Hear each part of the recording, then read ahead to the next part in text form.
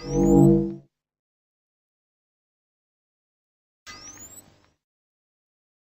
الله الرحمن الرحيم. السلام عليكم ورحمة الله وبركاته. معكم اخوكم منصور. كيف حالكم ان شاء الله طيبين؟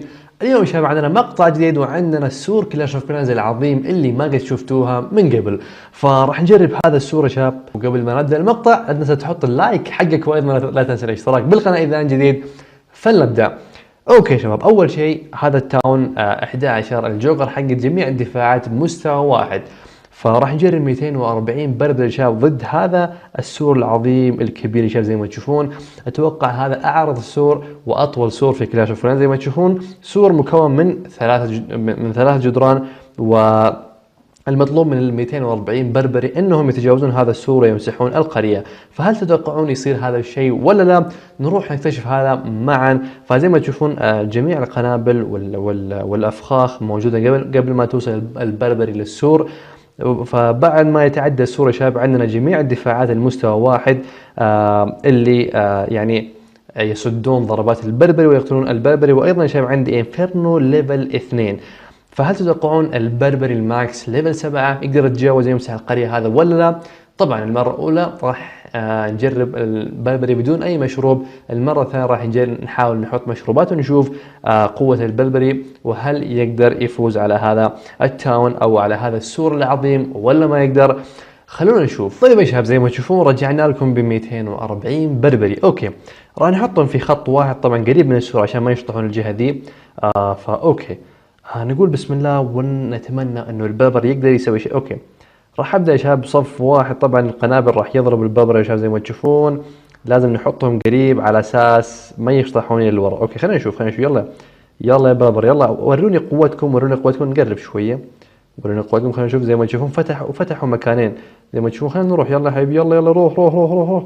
حلو يلا نبغى نمسح القريه يا بربري. خلينا نشوف. زي ما تشوفون حتى الدعم بربري ما في غير البربري زي ما تشوفون حلوين. هل تتوقعون نقدر نفوز على هذا السور العظيم ولا لا؟ زي ما تشوفون اخترقوا السور، طبعا اخترقوا السور، ولكن ما وراء السور ايش موجود ما حد يعرف. اوكي زي ما تشوفون البربر دخلوا كلهم 240 بربري.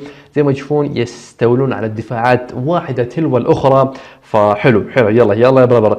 زي ما تشوفون عندي طبعا في الأخير عندي ملك وعندي انفيرنو وعندي كلام كثير. ما أتوقع البربر راح يقدر يتجاوز هذا السور. فزي ما تشوفون يعني يتجاوز اذا ما مسحوا ما بعد السور فيعتبر مسح. اوكي زي ما تشوفون بدا الانفيرنو يا شباب الضرب. زي ما تشوفون يقتلهم واحد تلو الاخرى، ولكن يا شباب زي ما تشوفون البربر قرب يا شباب. ما اتوقع انه الانفيرنو هذا يقدر يصد. لا البربر مسحهم يا شباب من اول مره.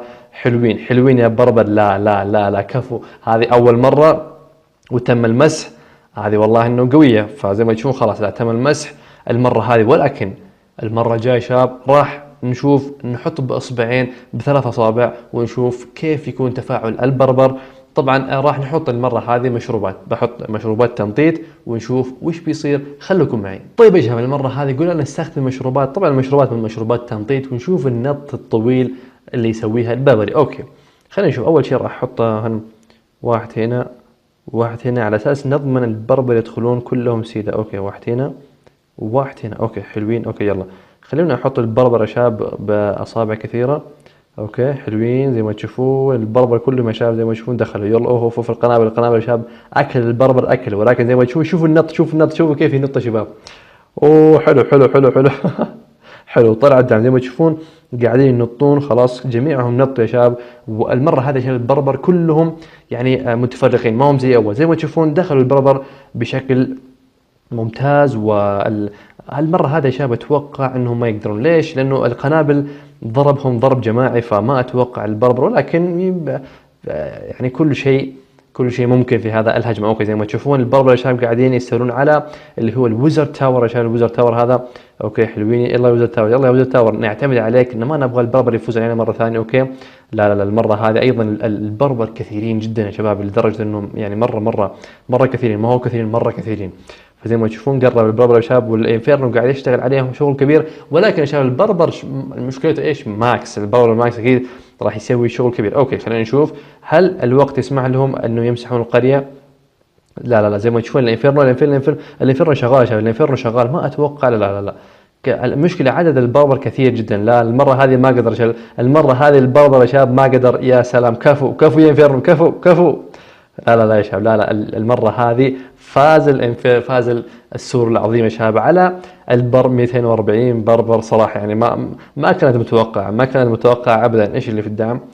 ما في الا واحد ويزرد. فخلونا يا شباب المرة هذه ايش نسوي المرة هذه؟ المرة هذه يا شباب راح يكون المرة الأخيرة والمرة الثالثة نحط مثلا مشروبين فقط عشان يدخلون من مكان واحد ونشوف تفاعل المكانين هذه.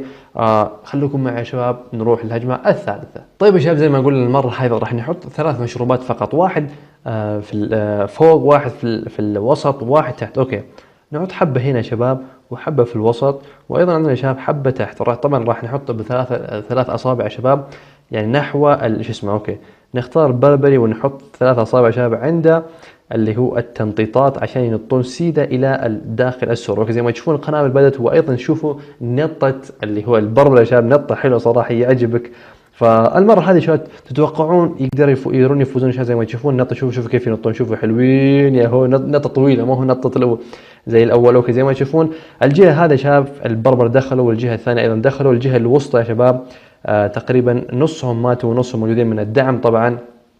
اوكي، خلينا نشوف. اتوقع المره هذا شباب البربر راح يفوز. ما ادري، بس البربر راح يفوز يا شباب. ليش؟ لانه في اعداد كثيره جدا من البربر والانفيرنو لوحده ما يقدر يسوي شيء دام الويزر تاور كلهم ماتوا. اوكي، زي ما تشوفون الويزر تاور قاعد هنا، قاعد يعني يقاتل بشراسه وقاعد يموت. زي ما تشوفون الانفيرنو يا شباب بدا من بعيد، فما ادري الانفيرنو يقدر يسوي اي شيء صراحه. لو كان الانفيرنو شويه قوي يقتلهم كلهم. اوه لا خلاص راح كله، راح الانفيرنو وراح البيت وراح كل شيء. زي ما تشوفون السور العظيم يا شباب خسر هنا في المرة الثالثة. المرة الثانية فاز، والمرة الثالثة خسر يا شباب زي ما تشوفون. اوكي، الحين يا شباب نروح نهجم بالحرامي، نشوف الحرامي يا شباب كيف. يعني هل تتوقعون الحرامي يقدر يسوي شيء؟ يعني يقدر يمسح القرية مثلا؟ انا ما اتوقع صراحه، ولكن نجرب. ليش؟ لان الحرامي سريع نوعا ما ويمكن يسوي شيء كبير. اوكي، خلينا نشوف. نحط النطه هنا. يا سلام يو جمله بالجمله يا شباب، ينطون بالجمله. اوكي، القنبله هذه القنبله. اوكي، نعطيهم نطه هنا يا شباب على اساس نشوف شو اسمه النط الطويل. اوكي يا شباب زي ما تشوفون حلو النطه، يعني نطه طويله. اوكي، الحين يا شباب نروح للهجمة الثالثة والأخيرة، بعدين نجاوب على السؤال اليومي اللي هو الهجمة الثالثة يكون بالحرامي. خلوكم معي. طيب يا شباب، زي ما تشوفون المرة هذه جبنا 240 حرامي. نشوف يا شباب إمكانية الحرامي في مسح القرية.